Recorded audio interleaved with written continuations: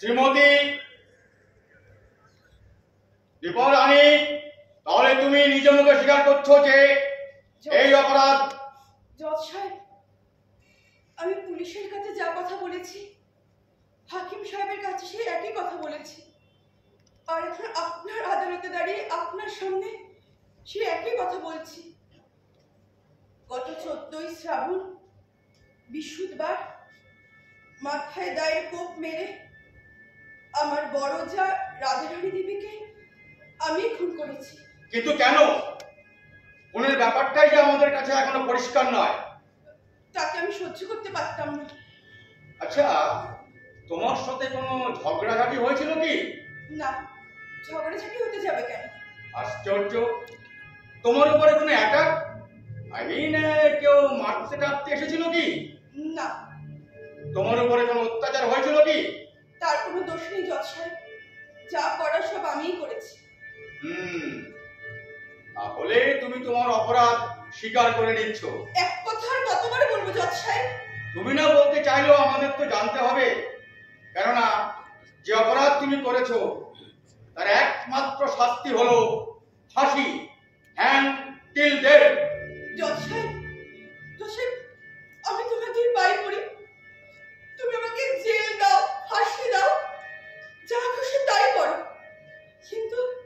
কিন্তু রোজ জেল হাজত থেকে আদালত, আদালত থেকে জেল হাজত, প্রশ্নের পর প্রশ্ন, জেরার পর জেরা, আদালতে দেখতে আসে মানুষের টিকা টিপ্পনি, উকিলের ঠোকা সওয়াল, আমার ছাড় কোনো মতে সহ্য হচ্ছে না জজ সাহেব।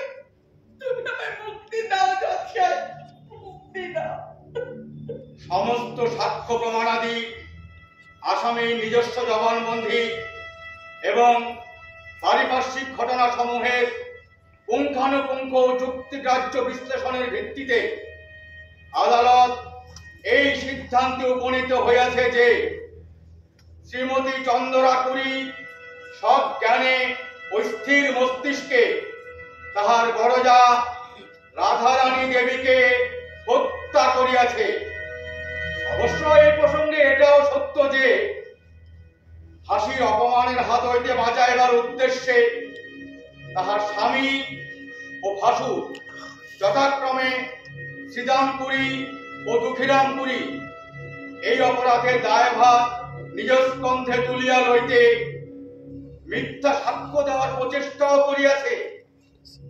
কিন্তু মূল অভিযুক্তা শ্রীমতী চন্দ্রাকুড়ি পুলিশের কাছ হইতে সেশন কোর্ট অবধি একই জবানবন্দি দিয়ে আসিয়াছে।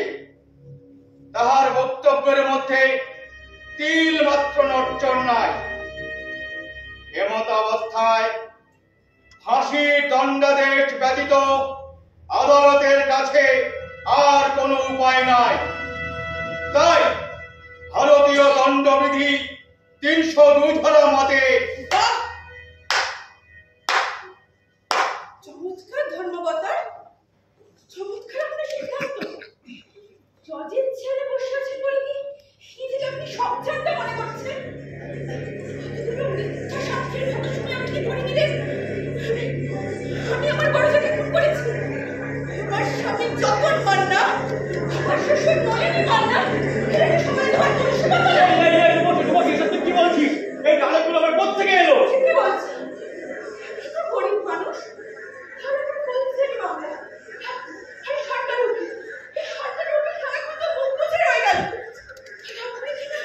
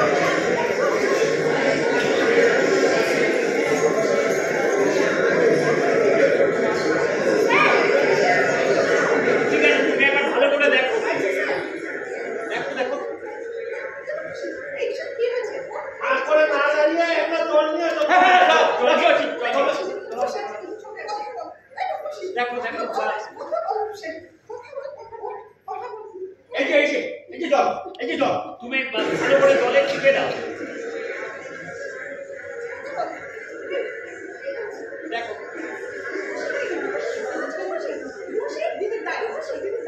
আমি দেখছি একটু উঠে বস, একটু উঠে বস। ভালো করে বসা দেখি যেন আমার পড়ে না যায়। বসে কেন, পড়বে কেন? বসে কোনো ভয় নেই, কোনো ভয় নেই রে। আমাকে শক্ত করে ধরে রাখ। ও কি চেয়ার দেখছো না বাবা, চেয়ারটা? হ্যাঁ, স্যার, এটা নিয়ে আসি। এই যে চেয়ার, এই যে।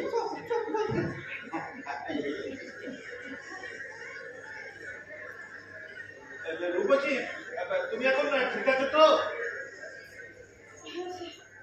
হ্যাঁ, অনেকটা ঠিক আছে মনে হচ্ছে। কি হলো বলো তো তোমার? হঠাৎ নাটকের ডায়লগ বলতে বলতে কি সব? আমি ঠিক বুঝতে পারলাম না স্যার, নাটকের ডায়লগ বলতে বলতে হঠাৎ যে কি হলো আমার।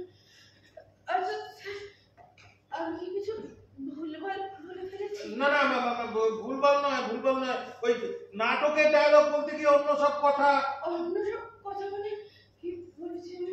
আরে না না না, তেমন কিচ্ছু নয়। হঠাৎ করে তুমি নাটকের ডায়লগ বলতে বলতে তোমার নিজের জীবনের কথা তার মধ্যে বলে ফেলেছো। ছাড়ো সব কথা, বাদ দাও। এবার ছি ছি, কি যে খারাপ লাগছে আমার। না না, এরকম কিছু না। এতে লজ্জা পাওয়ার কিছু হয়নি। এই দেখো, এই বড় বড় অভিনেতাদেরও এরকম রিহার্সাল করতে গিয়ে একটু আধটু ভুলচুক হয়ে থাকে। হ্যাঁ, আরে এটা তো অ্যামেচার, এমনটা হতেই পারে। হবেই তো, সকাল থেকে পেটে কিছু পড়েনি। কতবার বলেছি যে রূপসে খালি পেটে থাকিস না, তা কে কার কথা শোনে? কি যে বোকার মতো তুই কথা বলিস না। এর সাথে আবার খাওয়ার কি সম্পর্ক? দেখ না কথা, খাওয়ার সঙ্গে নাকি শরীরের কোনো সম্পর্ক নেই। ওরে মুকুড়ি, না খেলি শরীর কখনো দেখে? তোকে কে বললো আজ আমি খাই? ঠিক আছে, আমি দুপুরে ঠিক মতোই খাওয়া দাওয়া করেছি। আমি জানি, ওই তোর খাবার বদ তুমি দেখেছি। ওই পাখির মতন আহার করলে কখন এই শরীর টিকবে? তাদের শুধু খাওয়া আর খাওয়া, খাওয়া ছাড়া জীবনে যেন আর কোনো কাজে নেই। এই ফালতু তর্ক করিস না রূপসী। খালি পেটে আর যাই হোক, ওই এক রুটি কখনো হয় না, বুঝেছিস? আচ্ছা, দিদি, আমি কি কিছু ভুল বলেছি? আচ্ছা ঠিক আছে, এবার আমি একটা কথা বলি। বলি আগে তুমি সুস্থ হও, তারপর এসব রিহার্সাল করা যাবে। হ্যাঁ, বুঝতে পেরেছি রিহার্সালটা দরকার, কিন্তু আগে তুমি সুস্থ হও, তারপর রিহার্সালের কথা ভাবা যাবে। এই তোমরা দুজন ওকে সেলে নিয়ে যাও।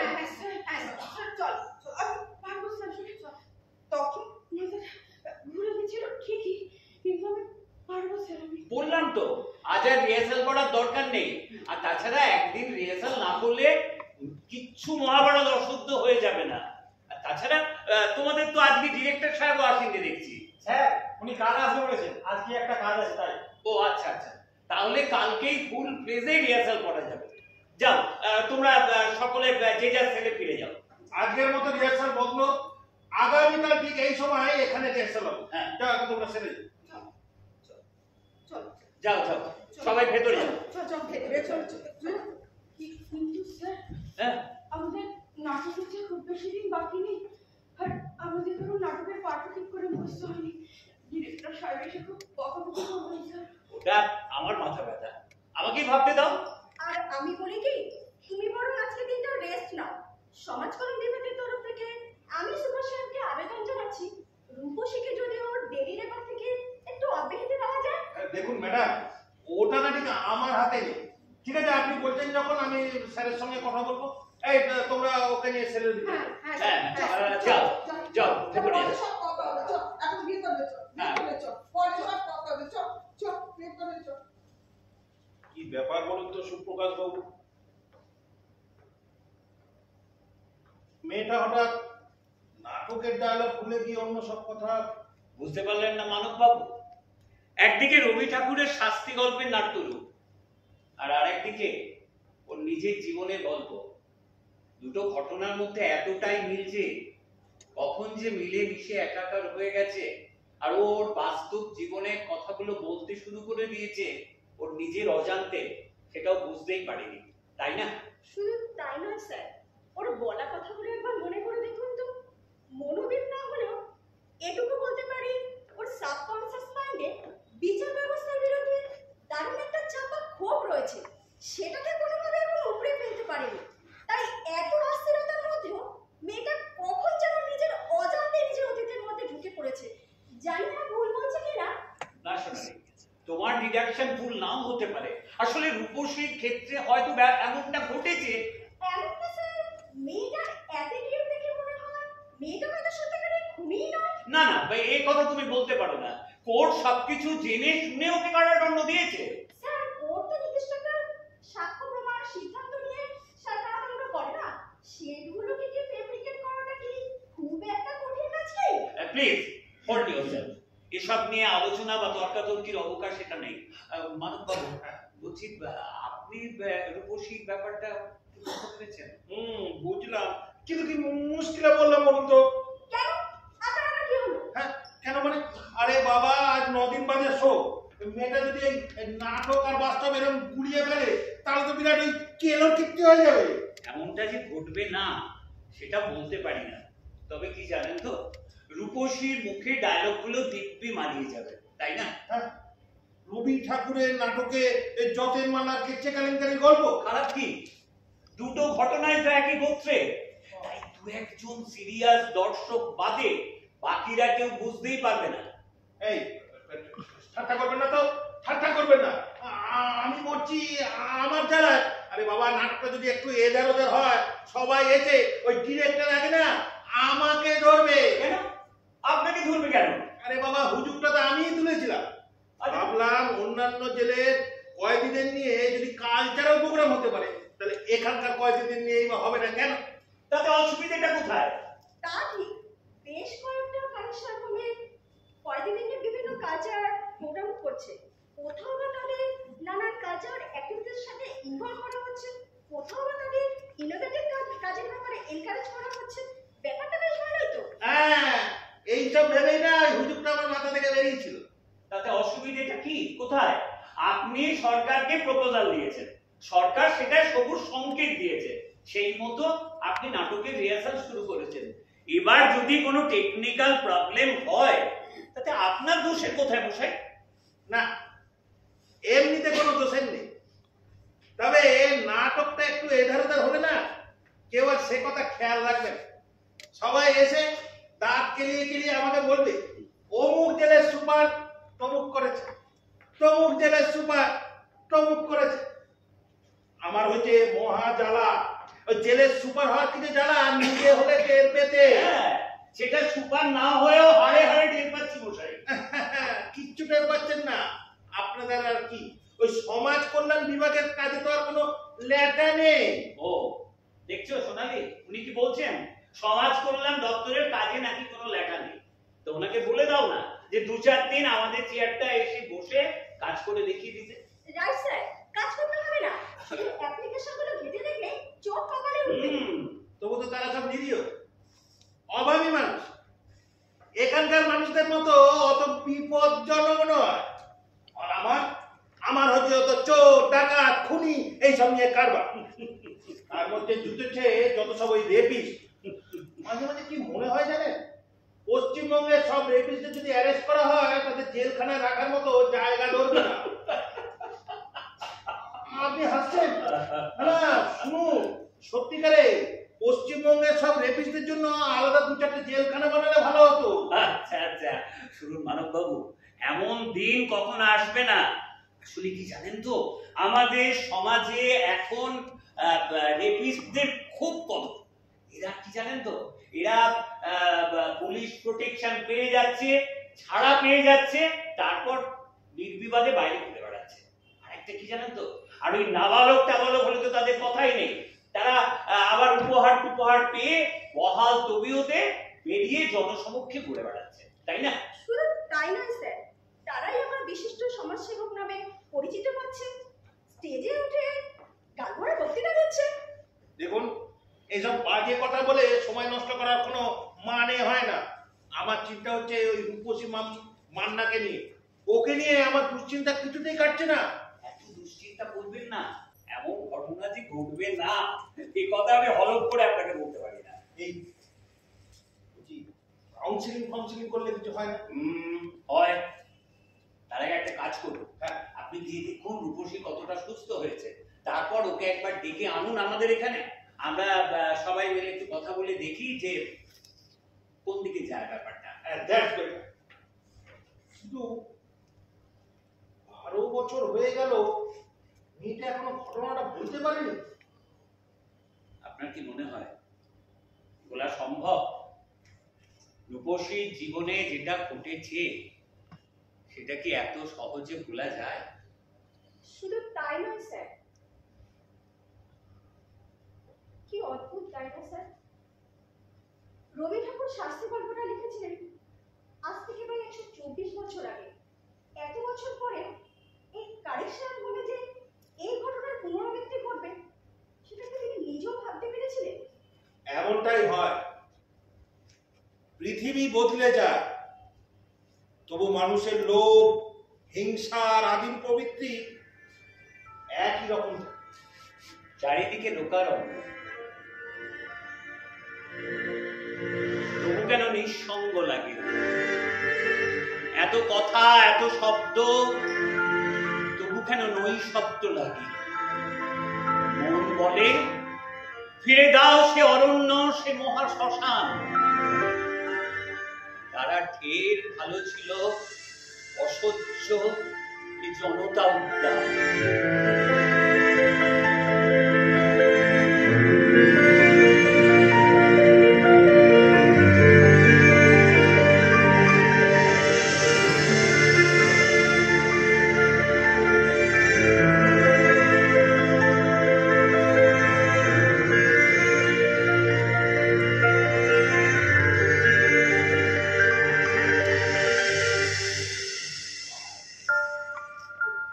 আমি কই কই করে বলেছি যে রূপসী ওই রেস্টুরেন্টে যাওয়ার আগে দুটাতে কিছু মুখে দিয়ে যা, কিন্তু কে কার কথা শোনে?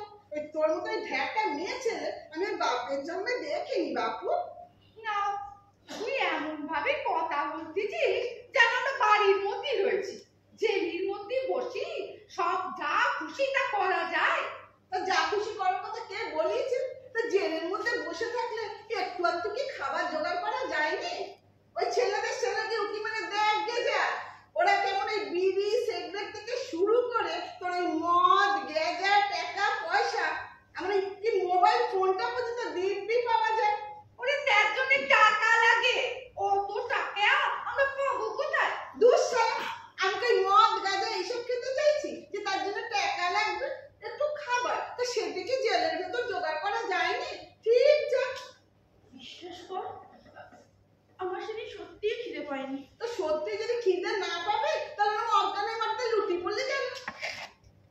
কি বলি তোদের, নাটকের ডায়লগ বলতে বলতে না হঠাৎ নিজের জীবনের কথা মনে পড়ে গেল জানিস।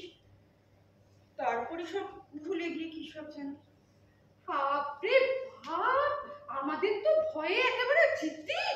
আর দুদিন পর নাটক, আর তোর কিনা মেন রোল। তুই যদি একেবারে কেলিয়ে পড়িস তাহলে তো একেবারে হয়েই গেল।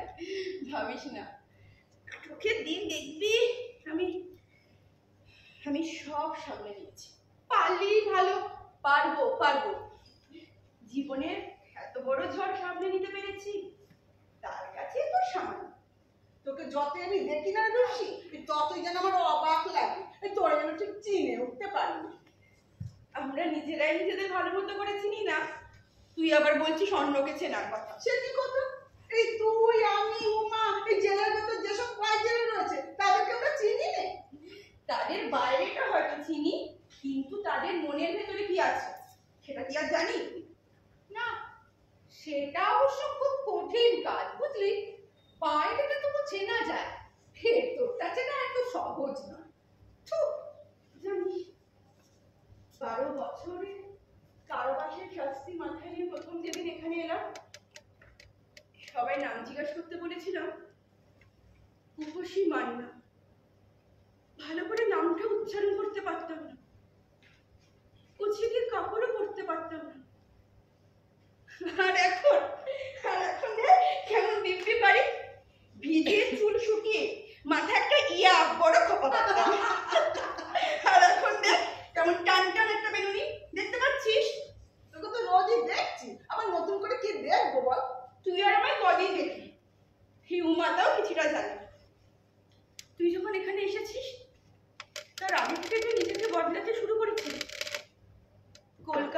জল হাওয়া এই বদ্ধ ঘরে থাকতে থাকতে নিজের এই গায়ের ময়লা রং কবে যে পরিষ্কার হয়ে গেছে নিজেই টের পাই না। আমার কথায় না এটা গেও গো টানছিল জানিস, তাও ধুয়ে মুছে গেছে। এই চন্দনা, তুই আমায় কখনো কাঁদতে দেখেছিস? কাঁদতে? কই না তো। দেখিস নি না? দেখিস নি। কিন্তু জানিস আগে আগে খুব কাঁদতাম, কেঁদে কেঁদে আমার বাপের কি হলো গো, আমার স্বামীর কি হলো গো, আমার শ্বশুর ঘরের কি হলো গো, আমার কি হলো গো ভগবান, আমার কি হলো।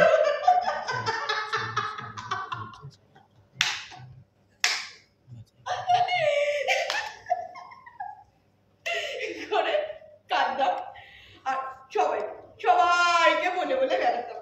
আর এখন তো কান্না দূরের কথাই, তোরা দুজন ছাড়া কারোর সাথে কথা অব্দি বলি না।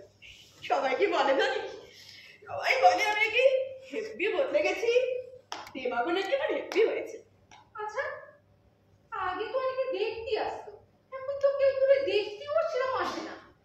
এ ভাই আসতো, আমি বারণ করে দিয়েছি, তাই আর আসে না। তা তোর মেয়াদও তো প্রায় ফুরিয়ে এলো না? হ্যাঁ, আর কয়েক মাস।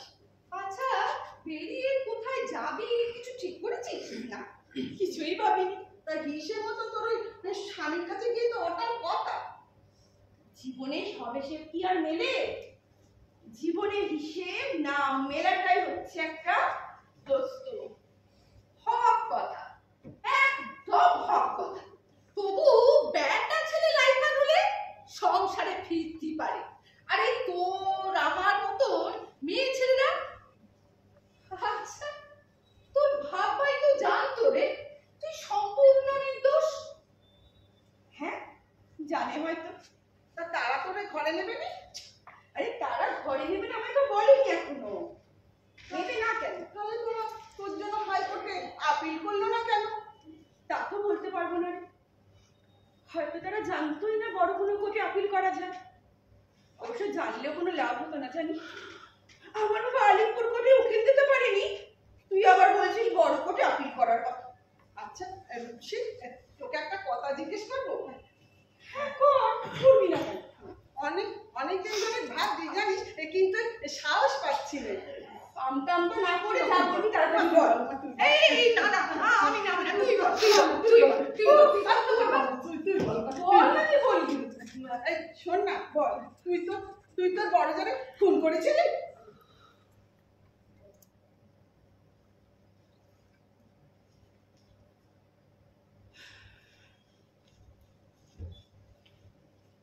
তোদের কি মনে হয়? আমি তো সে কথাতে বিশ্বাসই করিনি। আমি তোকে সেরকম মানুষ বলে মনেই হয় না। তাহলে তো লাগা চুকেই গেল। কিন্তু সমস্ত সাক্ষী প্রমাণ সব তো তোর বিপক্ষে ছিল। একদম, সমস্ত সাক্ষী প্রমাণ সব আমার বিপক্ষে ছিল। সত্যি? তুই তাহলে জানিস, আমার বাবা দেখে শুনে আমার বিয়ে দিয়েছিল ওই মগরাহাটের কাছে নিবরেগা। আমার স্বামী যতন মান্না ওখানকার আদি বাসিন্দা। স্বামীর অবস্থা বেশ ভালো, এক দালানে তিনটে ঘর।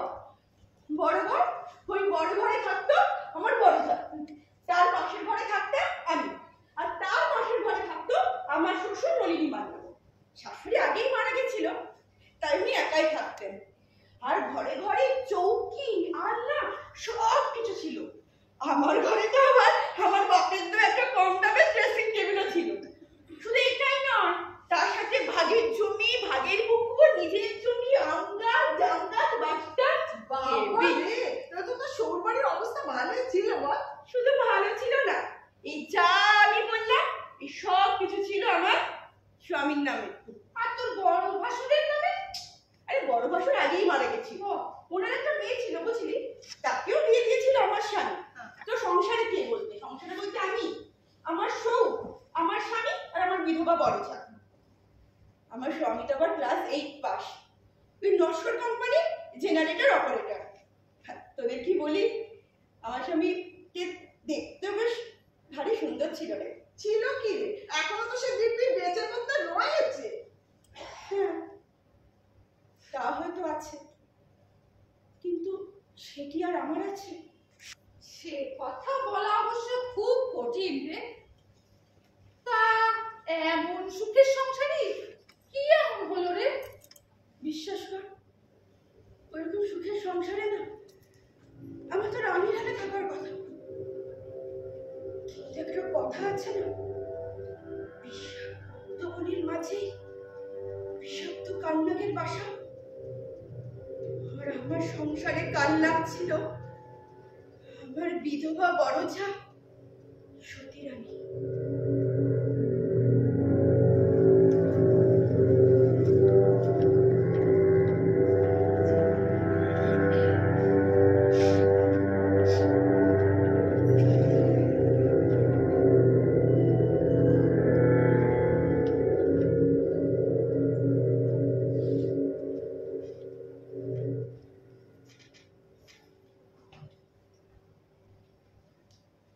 আরে দাদা, তোর মতো মেয়ে আমি ভয় পাই নাকি? আমি কি তোর খাই না পড়ি? বেদ পাগলে আমি অশ্রদ্ধা করা দেখে নেবো। ওই তোর মতো মেয়ে আমি যদি নাকে দড়ি দিয়ে সারা নিবড়েটা ঘোরাতে না পারি, তো আমার নাম সতী রানী রায়। বড় বৌমা, একটু আস্তে, আশেপাশে লোকজন শুনছে। শোনো, সকলে জানুক যে আমি কোনো ধার ধারিনি। কি ভেবেছে কি ও? কি ভেবেছে কি? আমার ভাতা মরে গেছে বলে আমি খুব আতান্তরে পড়ে গেছি, তাই না? ছি ছি, তা কেন? আমি তো আমার বিষয় সম্পত্তি দু ছেলের নামে ভাগ করে দিয়েছি। বড় ছেলের ভাগের অংশ তো তোমার। বোঝান, এই কথাটাই ভালো করে আপনার ছোট বৌমারে বোঝান। সে ভাবে তার বর বুঝি আমারে খাওয়ায় পরায়, এত বড় অসম্ভব আমারে বলে কি না? সামনে শুনলে থাকো, না তো বিদে হও। আচ্ছা, আসুক আপনার ছোট ছেলে, তারপর দেখাচ্ছি এ বাড়ি থেকে কে বিদে হয়। আমি তো বললাম, তুমি একটু মাথা ঠান্ডা করো, নিজের কাজে যাও। যতেন ফিরুক, তারপর না হয়। সে ফিরলে কি করতে হয় সে আমার জানা আছে। আগে আর কথা না বাড়িয়ে নিজের কাজে যাও। হাতে একটা কাপড় নিয়ে দাঁড়িয়ে আসো, নিশ্চয়ই খার কাঁচা করবে। এরপরে কিন্তু পুকুর ঘাটে ভিড় বেড়ে যাবে। যাও যাও, আমি বলতেছি, তুমি মাথা ঠান্ডা করে নিজের কাজে যাও। হ্যাঁ, যাচ্ছি। আর এই যে তোরা বলে গেল, ভালো করে কান খুলে শুনে না। তুই যা ভাবছিস তা হবে না। এই তো তোর স্বামী আমার এই পায়েসে বলে বাধা, তার এই সুতোকে জানা সে কেন আসে আমার ঘরে? ছি ছি বড় বৌমা, তোমার মুখে এই কথা একদম মানায় না। থাক বাবা, আপনারে ওই ছোট বৌমা হয়ে সালিশি করতে হবে না। আপনাদের এই সব কটারে না আমি একবারে হাড়ে হাড়ে চিনি। তুমি এসেছিলে পরশু। এই যে, একেবারে মক্কম সময় বাড়ি এসো, আজ তোমার সামনে একটা হেস্ত নেস্ত হয়ে যাবে। কেন আজকে আবার হলোটা কি? হ্যাঁ, হবে আবার কি? তোমার আদরের বউ আমার জান নয় তাই বলে বেড়াচ্ছে। বলে কি না তোমার আশকারা পেতে আমি নাকি? আচ্ছা আচ্ছা, বলেছি তোর কথায় কান দিওনি। কানে নিতে তো চাইনি, কিন্তু সে একেবারে বাড়ি বলে দাপিয়ে বেড়াচ্ছে। আচ্ছা আচ্ছা, ঠিক আছে, সকাল থেকে অনেক কাজকর্ম গেছে, অনেক খাটাখাটি গেছে, বাড়ি আসতে না আসতেই সব শুরু হয়ে যায়। এখন তুমি যাওগে, আমি সন্ধ্যাবেলা সব শুনবো করি। তোমার না আমার সেনা আছে, কোনদিন তো দেখছিনি। তুমি শালা একবার সাপের মুখে শুনো, আমার একবার ব্যাঙের মুখিও। বলছি তো, সবকিছু নিয়ে এত বাড়াবাড়ি করবি, আমি পরে দেখছি। শোনো জাতন, তোমার একটা কথা বলে রাখছি, অনেক সহ্য করেছি আমি, আর না। এরপর না একদিন একটা ভালো মন্দ কিছু হয়ে যাবে, সময় থাকতেই নিজের বউরে সামলাও, এই বলে রাখি। শালি দেবী মাগি কোথাকার। আজকের আবার কি হলো? আমি কিন্তু কিছু জানি না বাপ। কি নিয়ে যে সারাদিন দিন রাত মাথায় করে রেখেছে বাড়িটা। এখনো সময় আছে যতে, পারিস তো দুজনকে সামলা। আর না পারিস তো বাবু, তুই তোর বউরে নিয়ে আলাদা ঘর বাঁধ, নিজের মতো করে থাকে। ও আমরা দেখতেও যাচ্ছি না, শুনতেও যাচ্ছি না। দিন নেই রাত নেই, বাড়িটারে একেবারে মাথায় করে রেখেছে, কুরুক্ষেত্র বানিয়ে তুলেছে। আমার হয়েছে যত জ্বালা, ও গিলতেও পারিনে, উগরাতেও পারিনে।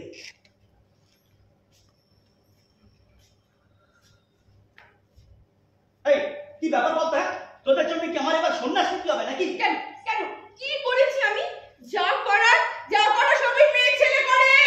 আর আমি কিছু বলতে গেলে আমি কেউটের সাপের মতো ফস করে ওঠে। এখানে না সবাই রয়েছে, এই পিন্টুদা রয়েছে। পিন্টুদা বলো, আমি কিছু ভুল বলেছি? এই ত্রৌপদী, এই তোমাদের সংসার ঝামেলার মধ্যে আমার কেন তো যত সব রোজ রোজ একই ঝামেলা। আচ্ছা ঠিক আছে, এই তো কাকিমা রয়েছে। কাকিমা বলো, আমি কিছু ভুল বলেছি বলো। দেখো বাবু, আমরা থেকে বেশি মানুষ, এই তোমাদের ঝগড়া ঝাঁটাতে আমার লাগেও না। আর আমাদের অনেক কাজ আছে, ঘরে হাত ভর্তি কাজ ফেলে এখন তোমাদের ঝগড়া মেটাতে হবে? আল্লাহ কত! দেখলে দেখলে কেউ কারো ঝামেলা ঘাড়ে নিতে চায় না। আচ্ছা ঠিক আছে ঠিক আছে বাবা, সকলা জানে যে এবারই গর্ব একটু মুখ করা, তা এখন তাকে মাথা গরম না, তা সেই সময়টুকু একটু চুপ করে থাকলে কি হয় নাকি? চুপ করে থাকবো কেন? আমি ওই মেয়ে ছেলের খাই না পড়ি, শালা অলক্ষী মেয়ে ছেলে। মেয়ের ঘরে নাতি নাতনি হয়ে গেল, এখন উনি লাইলন করে গা দেখিয়ে বেড়াচ্ছে, বেবুসি মাগির মতো চাল চলন। বড় যা সব কি কথা? চুপ করবে, একদম চুপ করবে। তোমার আশকারা না পেলে ওই হারামি মেয়ে ছেলে এত সাহস পায়? আমি আবার কি করলাম? তুমি জানো না না তুমি কি করেছো? সারাক্ষণ বড় বৌদির সাথে গল্প গুজব, হাত টানাটানি। আরে আরে ও সব তো এক ফ্যামিলিতে থাকতে গেলে আর মামুলি ব্যাপার, দেও ভাগে সম্পর্ক বলি কথা। ও, এক ফ্যামিলি, দেওর ভাজের সম্পর্ক। ঠিকই, কিন্তু যতন বাবু রাতের বেলা বড় বৌদির পাশে বসে গল্প গুজব, না না না না না না, তুই তুই কি বলতে চাস? কি বলতে চাস? রাতের বেলা আমি তোর সঙ্গে থাকি না। কখন আসো? আমি আমি সারাদিন সংসারে গাধার মতো কাজ করি, বিছানায় শুলে আমার একটু ঘুম পায়। ওই জন্যই তো তুই যখন ঘুমিয়ে পড়িস তখন একটু তোর বড় চায়ের ঘরে যাই একটু পান খেতে। আচ্ছা আমি একটা কথা বলো, আমার আর বড় জায়ের ঘরের মাঝখানে খামকে একটা দরজা কেন আছে? দরজা কেন আছে? দরজা আছে, সে তো অনেক কাল থেকে আছে। আচ্ছা কি হতো জানিস তো, ওই আগে তো গায়ে ডাকাত করতো, তো ডাকাত করলি পরে সামনে দরতে বেরোনো যেত না, তাই ওই ভেতর দিয়ে বেরোনোর জন্য দরজা করা আছে। আচ্ছা তাই যদি হবে তাহলে দরজা শুধু বড় জায়ের ঘরের দিক দিয়ে কেন বন্ধ করা যায়, মানে আমার ঘরের দিক দিয়ে কেন যায় না? কেন বড় চায়ের দিক দিয়ে বন্ধ করা যায়, কেন তোর দিক দিয়ে যায় না? মানে যায় না। না সে তো যায় না, কেন যায় না? না আচ্ছা ঠিক আছে, তোর এখন তোর দিকে হুকো লাগবে, এই তো বেশ, তাই হবে মা। আজ সন্ধ্যাবেলা আমি মিস্ত্রিরে বলে দেবো, কাল সকালে এসে তোর ঘরে একটা হুকো লাগিয়ে দেবে, হয়েছে?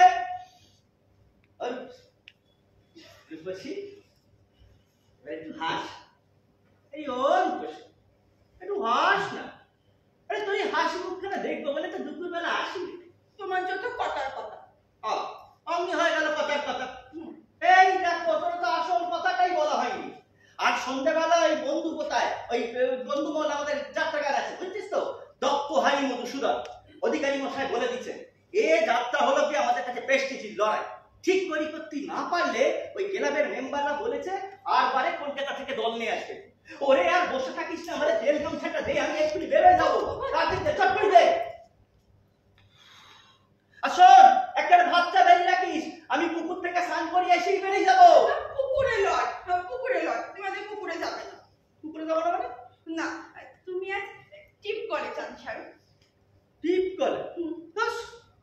আরে পুকুরের জল দুহাতে শরীরে জুক জুক করে চারটি ডুব বাতি না পেলে আমার স্নান হয় নাকি রে? বলছি তো পুকুরে লয়, তুমি টিপ কলে চান করবে আর আমি এখান থেকে দাইরে তোমার চান করা দেখবো। আমি টিপ কলে স্নান করবো, তুই আমার স্নান করা দেখবি? হ্যাঁ রে, তুই ব্যাটা ছেলে স্নান করা দেখবি? ব্যাটা ছেলে কোথায়, তুমি তো আমার বড়। তোমার চান করা বুঝি আমি দেখতে পারিনি।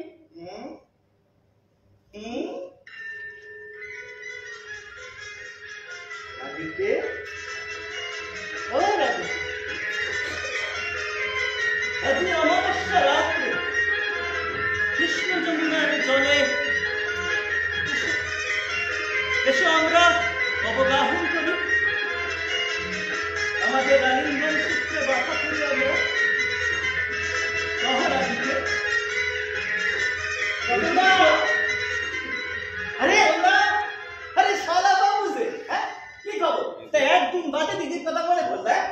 কি রে, বাড়ির সব খবর ভালো তো? আরে বাবা, সব খবর ভালো, ওই সব নিয়ে একদম চিন্তা করিস নি। খবর ভালো বলেই তো এখানে এলুম নাকি।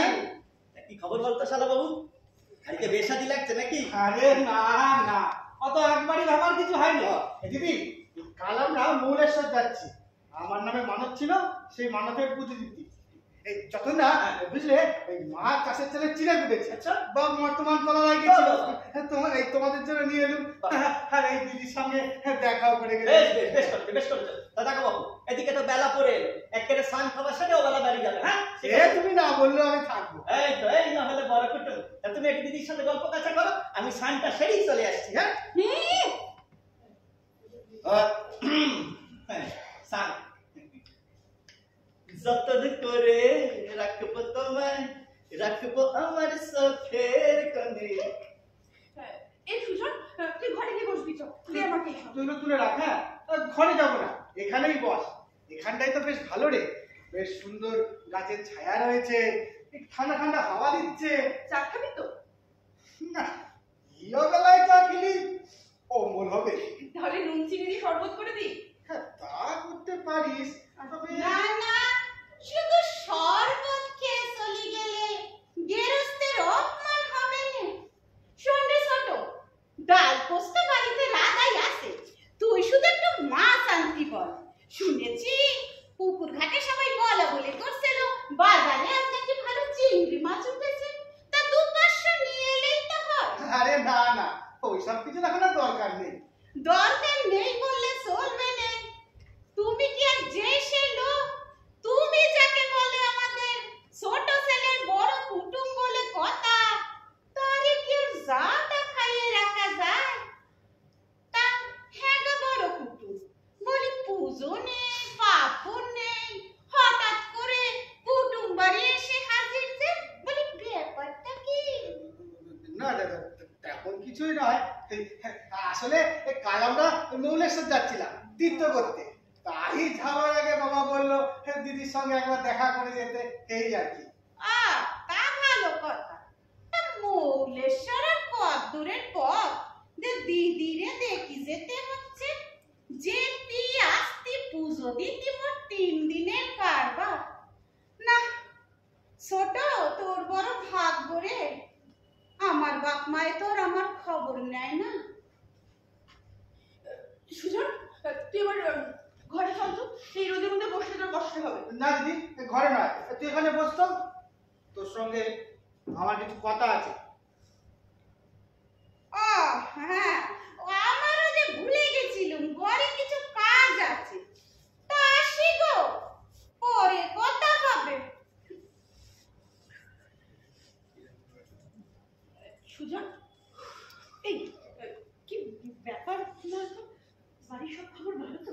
আরে বাবা, সব খবর ভালো বাড়ি, কিন্তু বাপ জানতে চাইছিল কি জানতে চাইছিস? তুই কেমন আছিস। আমি ভালোই আছি। দেখলি না তোর জাই বাবুর সাথে কেমন হাসি মশকরা করছিলাম? চোখের দেখাটাই তো সব লয় রে দিদি, তার বাইরেও তো অনেক কিছু থাকে। সেই কাতলাহাটিতে বসে আমরাও তো কানাঘুষো কিছু কিছু শুনতে পাই। কি শুনতে পাস? আমার স্বামী আমার সঙ্গে দুর্ব্যবহার করে? না, ঠিক তা নয়, তবে সেদিন ওই বড় ভগ্নিপদ বলছিল। কি বলছিল? কি বলতো, এইসব তোদের মানে ঘরের ভেতরকার ব্যাপার। তুই কি আমার ঘরের বাইরের লোক ভাই? আর বিয়ে দিয়ে দিয়েছিস বলে কি আমার থেকে পর করে দিলি? আরে না দিদি, আমি সে কথা বলতে চাইনি, তুই মানে ভুল বুঝতেছিস। আসলে আসলে সেদিন ওই বড় ভগ্নিপদ বলছিল। কি বলছিল বলবি তো? আরে বলছিল কি বলছিল? বলছিল বলছিল এই এই গায়ের সকল নাকি জানি রে। কি জানে? জানে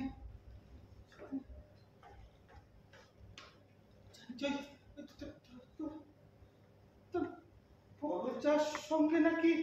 হো, এই কথা। যা হবার তা হয়ে গেছে রে, এখন আর এসব কথা বলে কি হবে? বিশেষ কর দেখি, বিশেষ কর সেই জন্যই আমরা মৌলেশ্বর যাচ্ছি। আমার মানতের পুজো তো দেবই, সেই সঙ্গে তোর নামেও পুজো দেবো। মৌলেশ্বর মৌলেশ্বর বড় জাগত ঠাকুর রে দিদি। তোকে তোকে বাবার মাদুলি পরে দিতে যাবো, দেখবি দেখবি সব দুঃখ।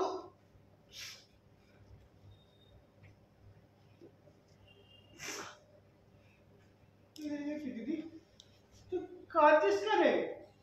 ভাই ভাই, তুই আমাকে ফিরোয় নিয়ে চল ভাই। হিরোই নিয়ে যাবো মানে? আমার এখানে থাকতে দম বন্ধ লাগে রে ভাই, আমি এখানে থাকলে মরে যাবো। তুই আমায় নিয়ে চল ভাই, তুই আমায় নিয়ে দেখো কি বোকার মতো কথা বলছিস। আরে এখন তো বিয়ে থা হয়ে গেছে, এই ঘর এখন তো নিজের ঘর। এইসব ছেড়ে ছুড়ে দিয়ে যাওয়া যায় নাকি?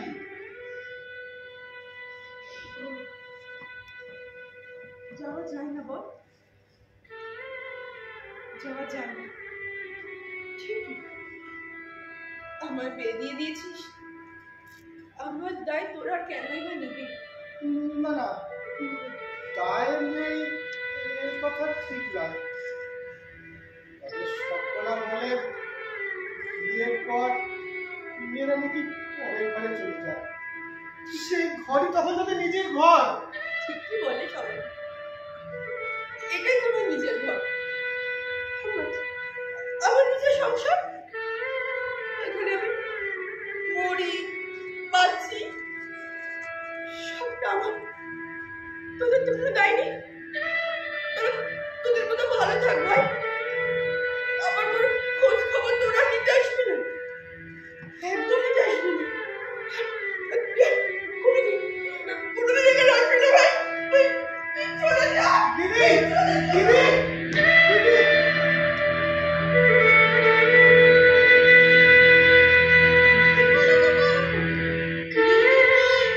ঘরেতে রাগ করে খিল দিল। কেন খিল দেবে কেন? সে যে বেজায় চটেছে সে তো বোঝাই যাচ্ছে। দেবে খিল দেবে, তার মুখের উপর অমন ধারা কথা বললে তার রাগ হবে না? কেন কি করেছি আমি? কি করেছো সে তুমি জানো। তা দিদিরে কি এমন বললে গো যে সে এমন রেগে গেল? আমি জানি না। বালাই ষাট, দেখি মুখখানা। জানি না বললে কি চলে? দিদি তোমার, যাইবু তোমার, জানতে তো তোমার হবেই গো। এই সরো তো, আমাকে বেরোতে হবে। সে কি, এতক্ষণ তো থেকে যাওয়ার কথাই হচ্ছিল। তোমার না দুপুরে ভাত খেয়ে যাওয়ার কথা। ও হঠাৎ একটা দরকারি কাজের কথা মনে পড়ে গেছে, এক্ষুনি না গেলি।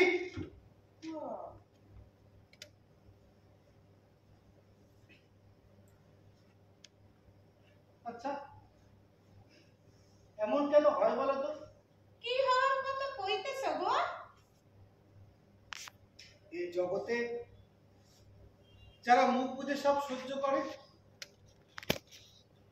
সেই আর বাবাতে গুলোই সারা মার খায় বেশি।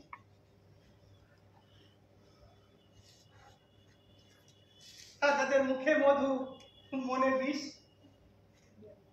সংসারের নিয়ম কানুনের কোনো তোয়াক্কা করেনি, তারাই দেখো কেমন দিব্যি বেঁচে পড়তে রয়েছে। ভগবান উপর থেকে এত কিছু দেখে, এইসব সংসার থাকিদের একটা হেঁচকে টান মেরে তুলে নিতে পারে না শালা। কি এত বড় সাহস? হ্যাঁ, তুই আমার মুখের সামনে এত বড় কথা বলে দিলি? মারবি শালা, তুই ওলা ওটাই মরবি, তুই রাত দিন বেরোবি না, এই আমি অভিশাপ দিলুম। এত বড় কথা আমারে বলে কি না? ভগবান আমারে ওবরে তুলে নিতে পারে না? ডাকে দিন সে তোর আমি কি করেছি? পোড়ার মুখা হারাম জাদা, এত বড় সাহস তোর? আবার কি হলো? কি হলো সেটা আমাকে জিজ্ঞেস না করে আপনার ওই আদরের ছোট বৌমারে জিজ্ঞেস করে।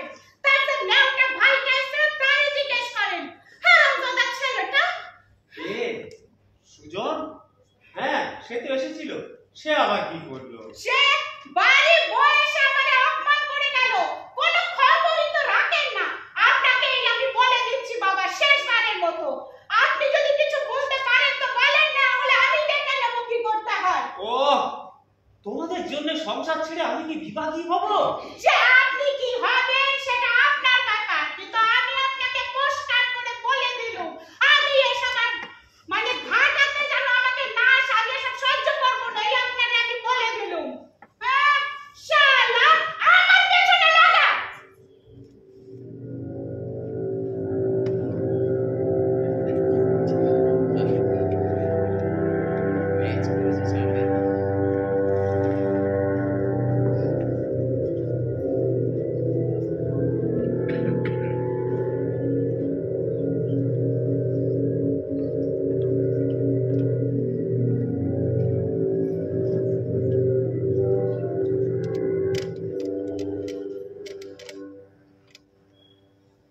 বিশ্বাস করুন স্যার, আজ বুঝতে পারি সেদিন যতনের কোনো দোষ ছিল না, সুজনেরও তো কোনো দোষ ছিল না।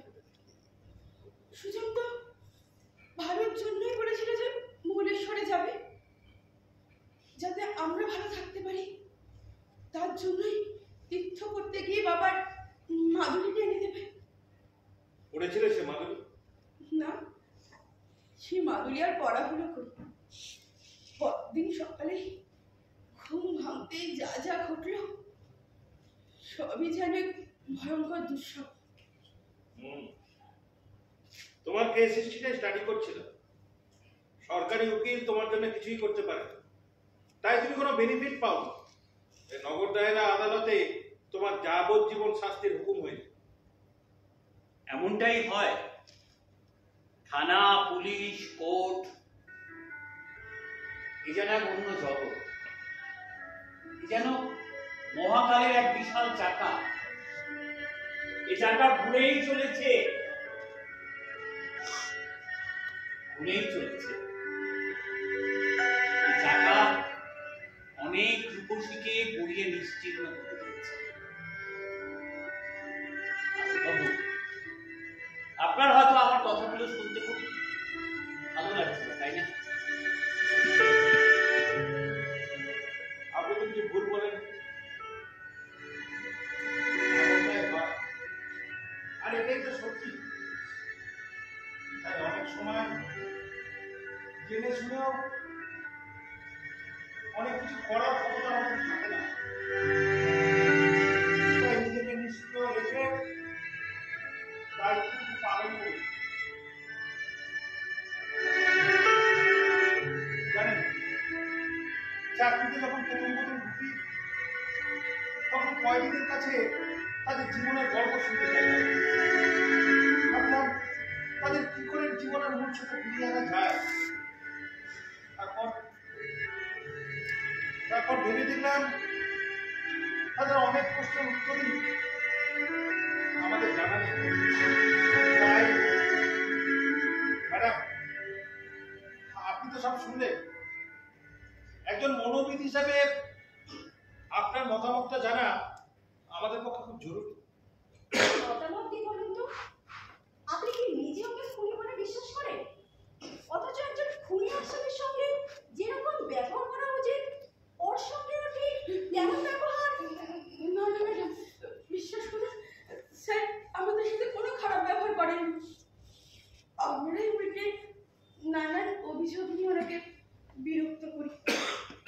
দেখো রূপসী, তোমার জন্য আমার ভীষণ খারাপ লাগছে জানো। আসলে কি জানো তো, বিনা অপরাধে জীবনের অনেকটা সময় তুমি এই জেলের মধ্যে কাটিয়ে দিলে। তাই ছাড়া পাওয়ার পর যদি তোমার কোনো অসুবিধা হয়, যদি কোথাও যাবার জায়গা না থাকে, তাহলে আমাদের এই অফিসে এসে একবার দেখা করো। আপনাদের অফিস? সমাজ কল্যাণ দপ্তর, ওটা একটা সরকারি অফিস।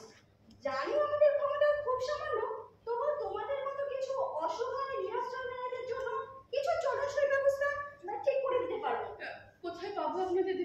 তুমি জেলা সাহেবের সঙ্গে দেখা করো, ওনার কাছে আমাদের অফিসের নাম, ঠিকানা, ফোন নাম্বার সব দেওয়া আছে, মনে থাকবে তো? রূপসী, আমি আমি বলছি তুমি সবকিছু ভুলে যাও, মানে সবকিছু ভুলে গিয়ে আবার নতুন করে। বিশ্বাস করুন স্যার, আমি সত্যিই ভুলে যেতে চাই। মাঝে মাঝে মনে হয় আমি তো সত্যিই ভুলে গেছি, কিন্তু যে চোখটা বন্ধ করি না স্যার, সেদিনে সেই ভয়ঙ্কর সকালটা চোখের সামনে ভেসে ওঠে। তখন যেন মনে হয় কিছুই ভুলতে পারি না। ও হ্যাঁ স্যার, আগের দিন রাতে কি নিয়ে যেন যত আমার বড় যায় তবু অশান্তি লেগেছিল।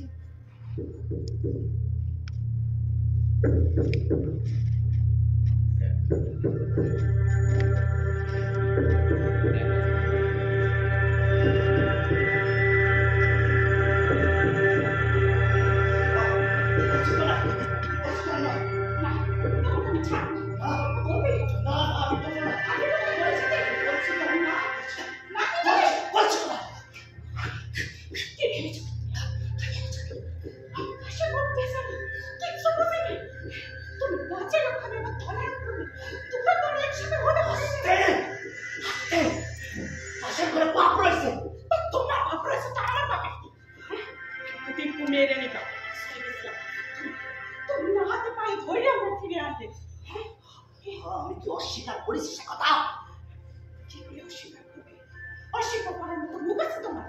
এখনকার কথা না হয় বাধা দিই, কিন্তু আমি তোমায় বলি, দেখো বয়সের কমে আসতেছে মানছি, আমার শরীরেও জৈবন ছিল, খুব একটা বাধা দিইনি, কিন্তু তোমার তারা মারা যাবার পরে কে কে প্রথম মাঝের ঘরে আগুন দিয়েছিল? হ্যাঁ বলছি তো আমি আমি আমি আমি সেসব করেছি।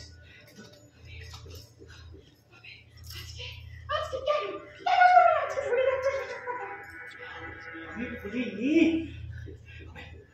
এখন এখন আমার পক্ষে ফেরা সম্ভব নয়, এখন অনেক দেরি হয়ে গেছে, আর আমার পক্ষে ফেরা সম্ভব নয়।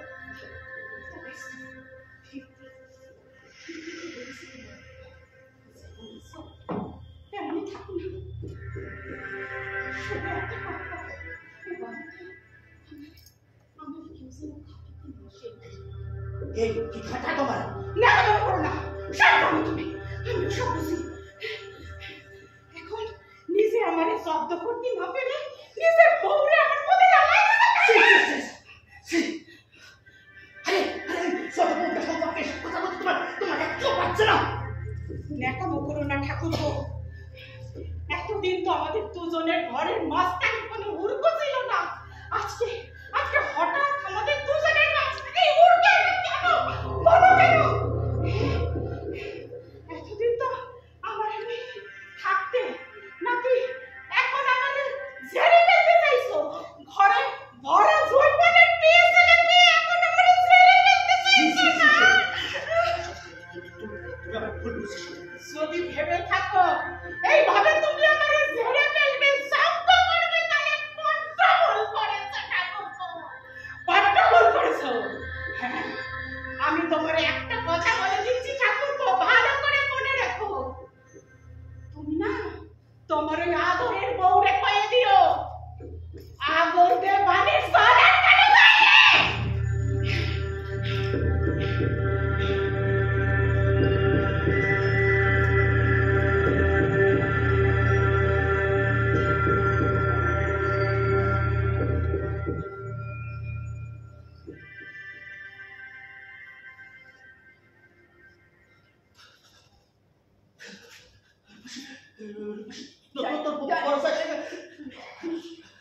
সব শুনেছি, ওই মেয়েছের কি এক কারি করতে জানি?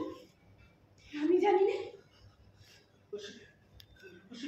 সে আমার এতক্ষণ যা নয় তাই বলে গেল রে, শুধু শুধু বলা না, সে আমার রীতিমতো শাসাই দিয়ে গেল। তুমি জানতে না তোমাকেও এরকম একটা দিন দেখতে হতে পারে? জানতাম রে, জানতাম, কিন্তু কিন্তু সে তো অনেক কাল আগের কথা বল।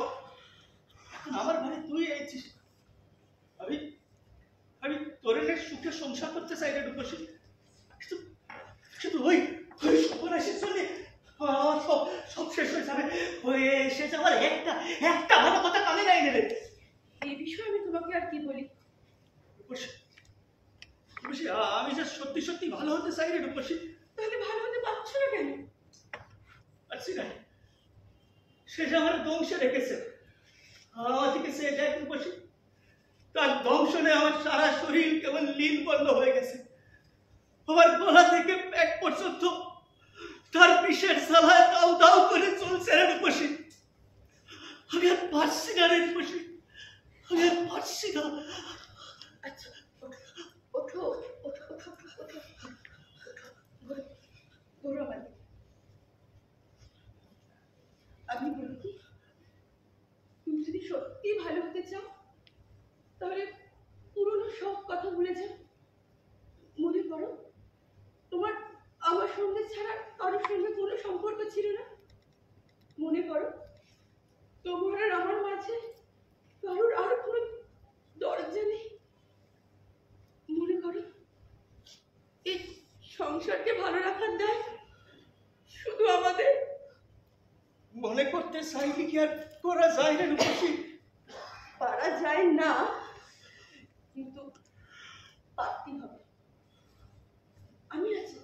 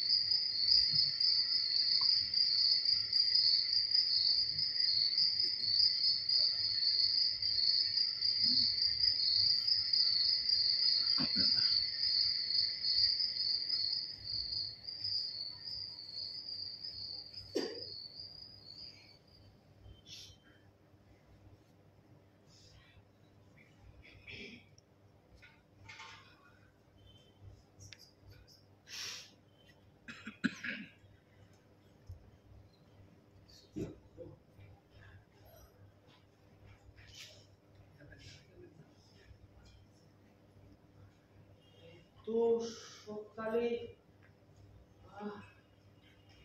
কি এত সকালে বড় বৌমার দরজা খোলা? বড় বৌমা, বড় বৌমা, বড় বৌমা, বড় বৌমা, কে কোথায় আছো? তাড়াতাড়ি আসো। ও আমাদের সর্বনাশ হয়ে গেছে গো, তাড়াতাড়ি আসো। যতন কোথায় আছো? যতন তাড়াতাড়ি আসো।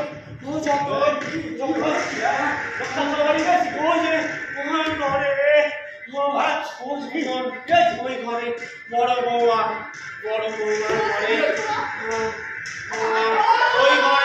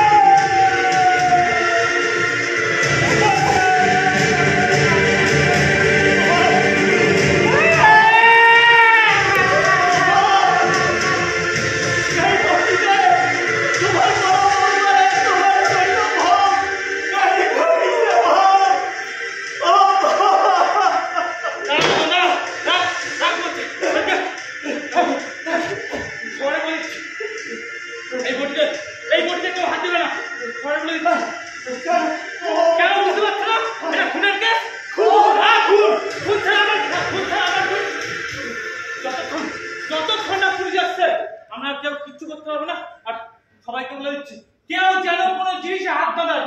হ্যাঁ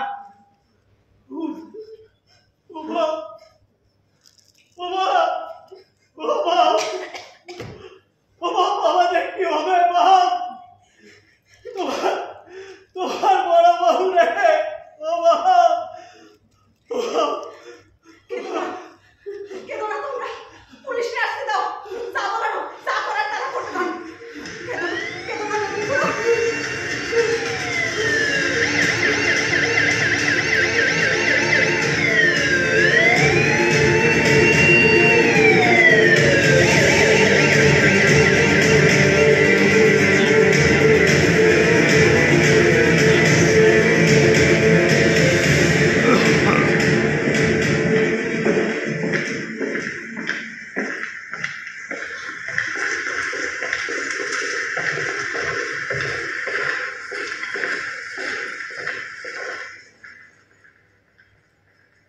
সেদিন জানিস, ঘুম থেকে উঠে দেখি আমার আর বড় যাই ঘরের মাঝখানে দরজাটা খোলা।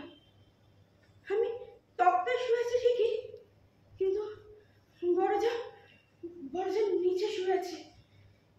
সারা গা রক্তে ভেসে যাচ্ছে, আর ওর পাশে আমার এই খড় কাটার বটি, এত রক্ত মাখানো। তারপর তো সারা গ্রাম জুড়ে তোলপাড়। অন্য একটা ভ্যান রিক্সায় তার কিছুক্ষণ পরেই বড় যার পলিথিন মোড়ানো বডি। আর অন্য একটা ভ্যান রিক্সায় আমি, আমার সৌর, যতনার পুলিশ। তোর স্বামী তোর নিয়ে কখনই কথা বললো না কেন? কেন বলবে? ও তোর ঘাট থেকে নিজের দায়টা নামাতে চেয়েছিল, তার জন্য সেই দায়টা কারোর ঘাড়ে দিতে হবে। তাই হয়তো আমি আজও বুঝতে পারি না, জানিস লোকটা কি সত্যি ভালো হতে চেয়েছিল।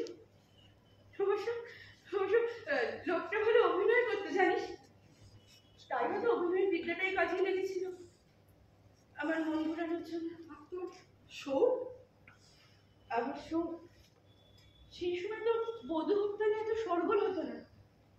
আর বধূ হত্যার জন্য যে শৌরকে ধরা হবে তারও কোনো বালাই ছিল না। আমার বাবা সবার কাছে গেছিল, প্রত্যেকের কাছে গেছিল, গিয়ে না হাত জোর করে বলেছিল, আপনারা আমার মেয়ের কথাটা শোনেন না, আপনারা একবার আমার কথা শুনুন, আমার মেয়ে কাজ করতে পারে না, আমার মেয়ে খুব নিরীহ, আপনারা একবার আমার মেয়ের কথা শুনুন না, আপনারা পাই করছি, আপনারা একবার আমার মেয়ের কথা শুনুন না।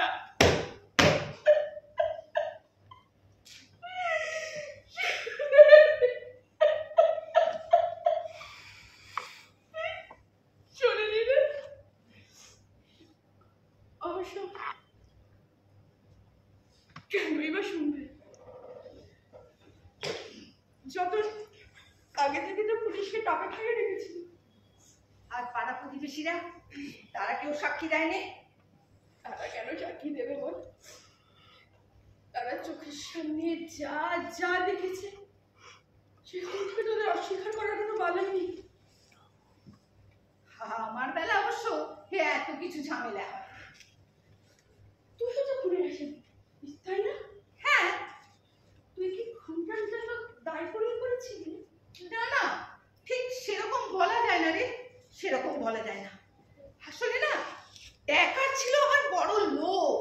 আর যে বাড়িতে ভাড়া থাকতো না, সেই বাড়ির বুড়োর ছিল অনেক টাকা। সেদিন রাতের বেলা বুড়োর ঘরে চুপি চুপি ঢুকে বালিশের তলাতে দেরাজের চাবিটা নিতে গিয়েই ধরা পড়ে গেলুম। তারপর নিজের বাঁচাতে দিলাম বুড়োর গলাটা টিপে। আচ্ছা, এভাবে কি নিজেকে বাঁচানো যায়? না, বাঁচানো যায় না, কিন্তু এখন তো সেটা বুঝিনি রে। কি যে মতিভ্রম হয়েছিল সেদিন রাতের বেলা, কে জানে। বাদ দে, সব কথা মনে করলি না, বড্ড মন খারাপ হয় রে। কিন্তু একটা কথা ভাবি, জানিস, সেদিন যদি টাকাটা চুরি করতে পারতুম, তাহলে আমার স্বামী, আমার সৌর, তারা কিন্তু আমার মামলা চলাকালীন কেউ দেখতে আসেনি, অ্যাপিলও করেনি। সে তো আমার জন্য কেউ অ্যাপিল করেনি। তোর জন্য কেন অ্যাপিল করবে বল দেখি? তুইও তো খুনির আসামি। সবাই তাই বলে আর আমিও সেটা মেনে নিচ্ছি। কেন তুই খুন করিসনি? বিশ্বাস কর রূপসী, ভগবানের দিব্যি বলছি আমি খুন করিনি রে। কিন্তু সবাই যে বলে তুই নাকি তোর সন্তানকে নিজের হাতেই। হ্যাঁ, আমি জানি সবাই তাই বলে। পরপর দুটো মেয়ের পর আবার যখন মেয়ে বিয়েছিল তখন আমার শ্বশুর বাড়ির তা কেউ মেনে নিতে পারিনি রে।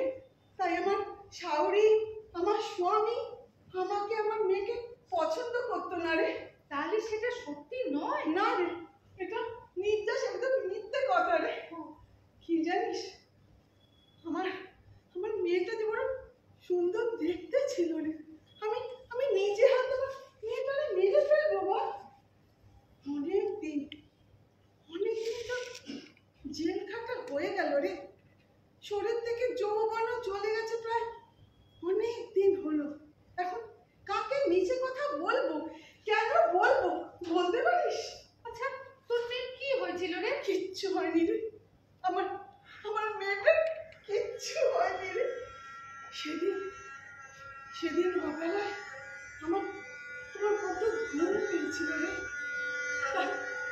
22 দিনের মেয়েটাকে কোলে নিয়ে মায়ের নিতে রেখে আমি যেন ঘুমিয়ে পড়েছিল, যেন মরণ ঘুম ধরেছিল রে আমার। আর আমার এই শরীরের চাপে আমার মেয়েটা মরে গেল রে। আমি কিচ্ছু টের পেলাম না। যখন আমি মেয়ে হারানোর জ্বালায় আচারির ভাতটা খাচ্ছি, তখন সবাই বলল কিনা আমি তাকে খুন করেছি।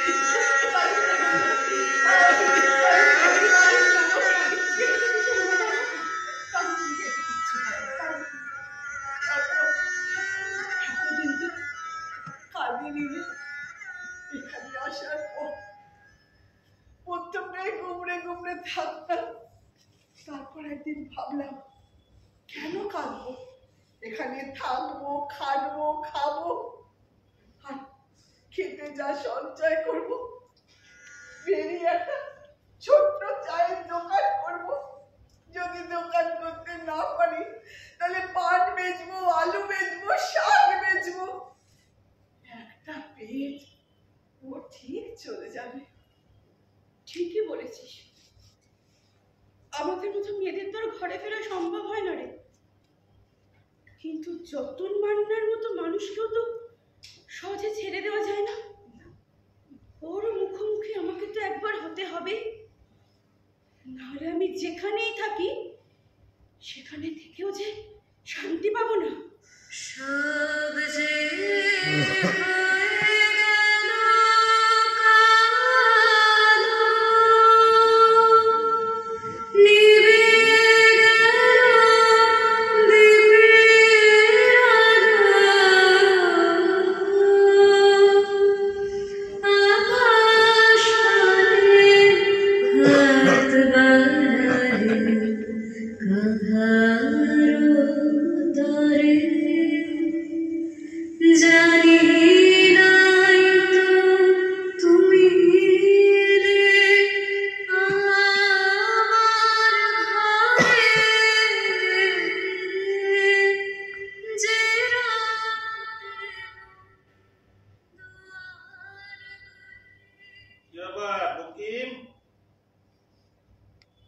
চুপচাপ, মুখ গম্ভীর, মুখে গুনগুন করে গান নেই, কি ব্যাপার? মেজাজটা ভালো নেই স্যার। নিশ্চয়ই কাল নিয়াসিরের সঙ্গে ক্যাচাল পাকিয়েছিস না? তোরা দুটোতে একসাথে হলেই শুনবিন একেবারে লড়াই বেড়ে যায়। কি বলছেন স্যার? গতকাল রাতেই তো ইয়াসিনের পাশে বসে দিব্যি গপ্প গুজব করতে করতে তাকে খাওয়া খেলাম।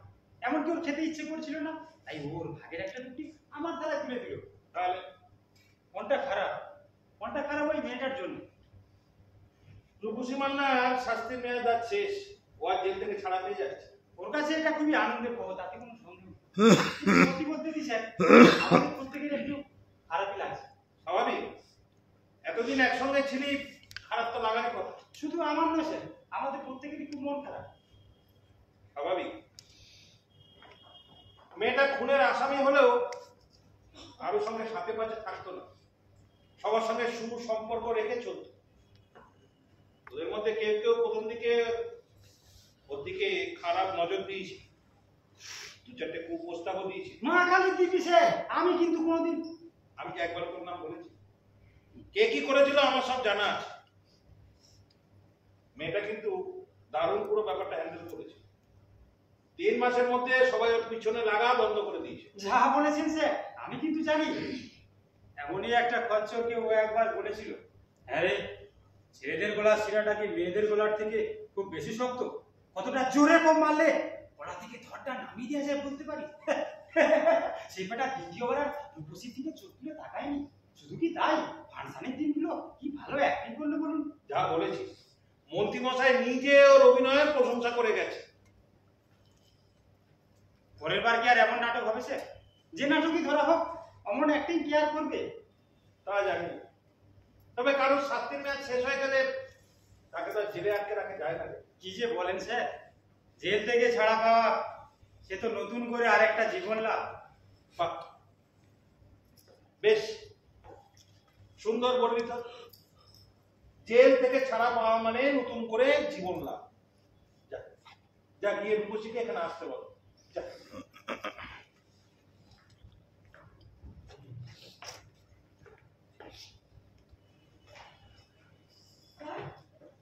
আরে রূপসী, এসো এসো এসো, তোমার ফাইলটাই দেখছিলাম। যাক, অবশেষে তাহলে আজকে জেল থেকে মুক্তি, তাই তো? মুক্তি কিনা তো জানি না স্যার, জেলের বাইরের জীবনটা তো স্বর্গরাজ্য না। তা ঠিক। বলছি, তোমার জিনিসপত্র জামা কাপড় সবকিছু ঠিকঠাক মতো নিয়েছো তো? হ্যাঁ, 1 মিনিট দাঁড়াও।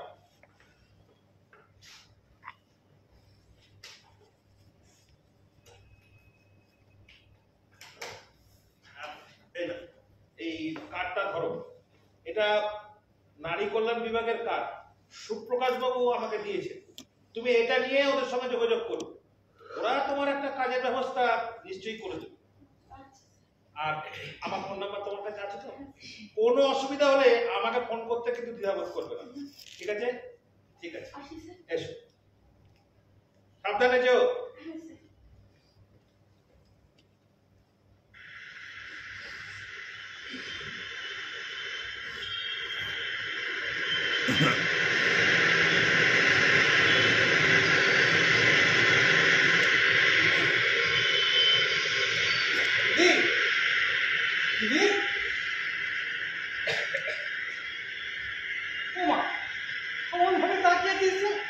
আমায় চিনতে পারছিস না?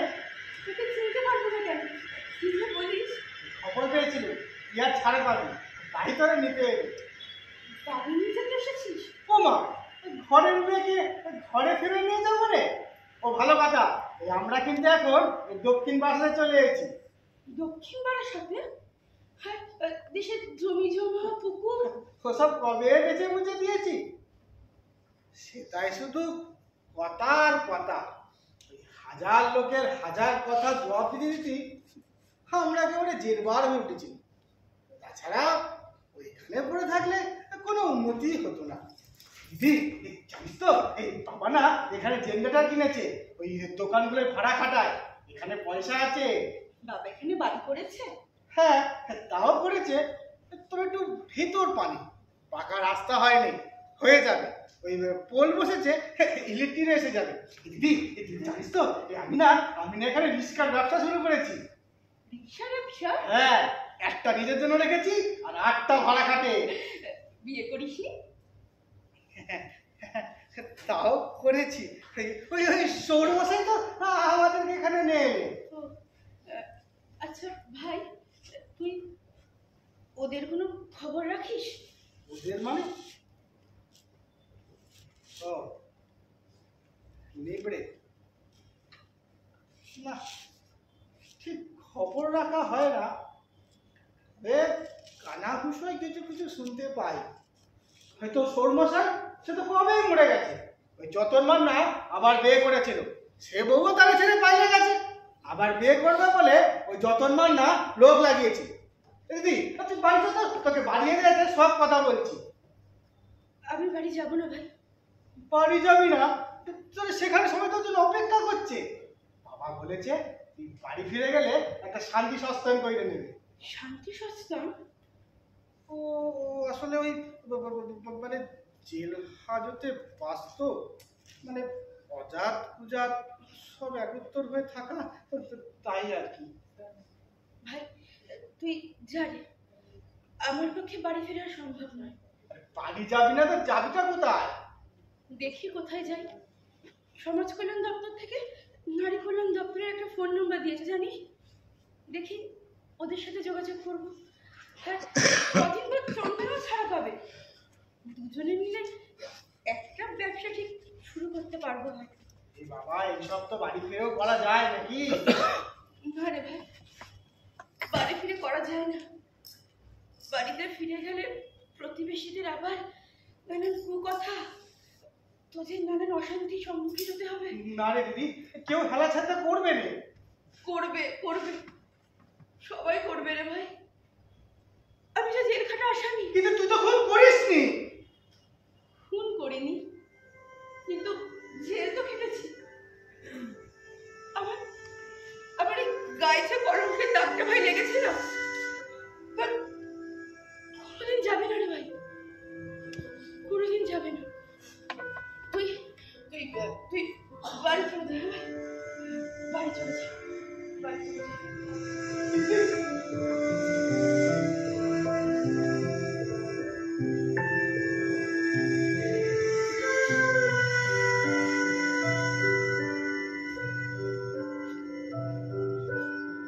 ভালো থাকিস ভাই,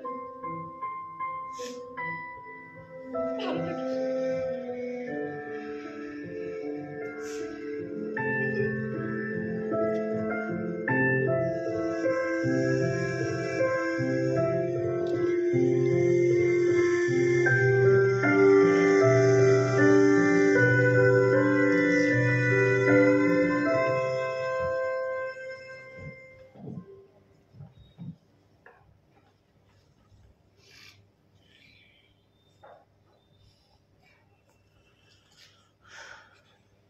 दोस्त दोस्त ना रहा, यार प्यार ना रहा। पंचायत सारा पंचायत मेंबर হয়েছে, আর পঞ্চায়েত মেম্বার হয়ে সারা ধরাকে ধরা গান করছে। এই নিরাপদ, এই সারা নিরাপদ, তুই তুই সালা হলে কি এই মান্না গোষ্ঠী তুরাঙ্গার সালা। সালা এক ফ্যামিলির লোক হয়ে কিনা তুই আমারই পেছনে বাঁশ দিলি। সালা সালা তোর কথা শুনে শুনে 10 বছর ধরে আমি দেওয়ানি মামলায় খাটিয়ে খাটিয়ে সব হারিয়ে ফেললাম। আমার জমি, আমার পুকুর, আমার ভাগের বাড়ি সব সালা চলে গেল ওই উকিলের গর্তে। আর তুমি তুমি সালা পঞ্চায়েত হয়েছ, পঞ্চায়েত সালা। তোর এই পঞ্চায়েত আমি কোথায় ঢুকিয়ে দেবো সালা? পঞ্চায়েত হয়েছ, পঞ্চায়েত সালা। আমার দিকে তাকিয়ে দেখ সালা, আমি এখন দুবেলা দুটো খাবার জোগাড় করতে পারি না। শোন শোন রে, এই তোর মতন পঞ্চায়েত খেলা, পঞ্চায়েতকে যদি একদিন সালা আমি বাগে পাই, তারপর দেখবি দেখবি আমি কি করি সালা, দেখবি। সালা পঞ্চায়েত হয়েছে।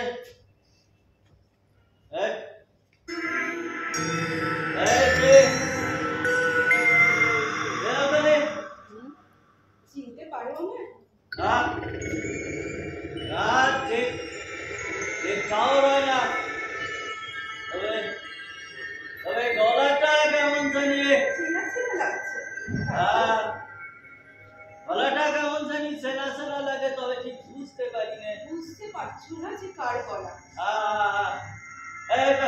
ওখানে আলো আধারিতে দাঁড়িয়ে আছো না? এখানে এসো, সামনে এসে যা বলার কষ্ট করি বলো। এখানে এসো। পরে বলবো বলেই তো আজ তোমার সামনে এলাম। হ্যাঁ, রতন মান্না চিনতে পারো আমার?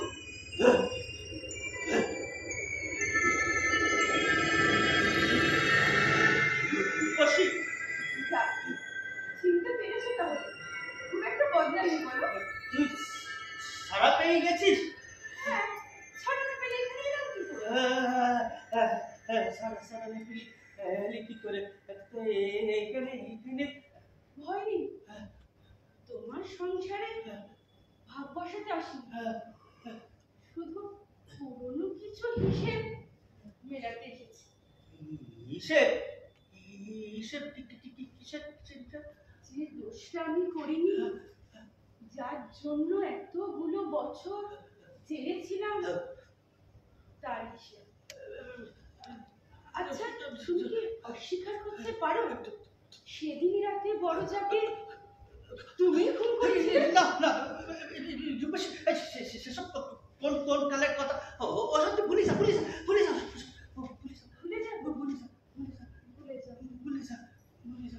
তুমি বলে পারতে, মানে আমি পারবো না বলতে,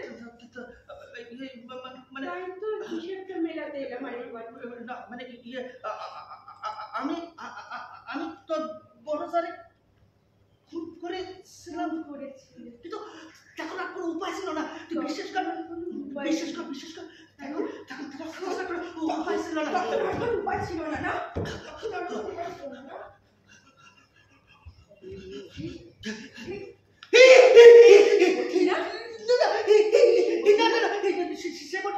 করতে জমা আছে,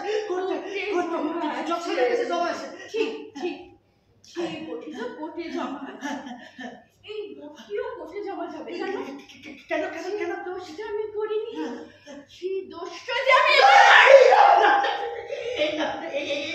করতে পারিস না রূপসী, তুই করতে পারিস না। বুঝতে পারবো না। আমি তো স্বামী হই রে, স্বামী। আমারে মারলে তুই যে বের পাবি রে। বিধবা হব না, সদবা কবে ছিলাম, মন দিয়ে সংসার করতে চেয়েছি, তুমি করতে দাও না। জেলে যাওয়ার পর থেকে একদিনও দেখা করতে গেছিলে? স্বামী, সেই দোষটা আমি করিনি, আচ্ছা সেই দোষটা আমি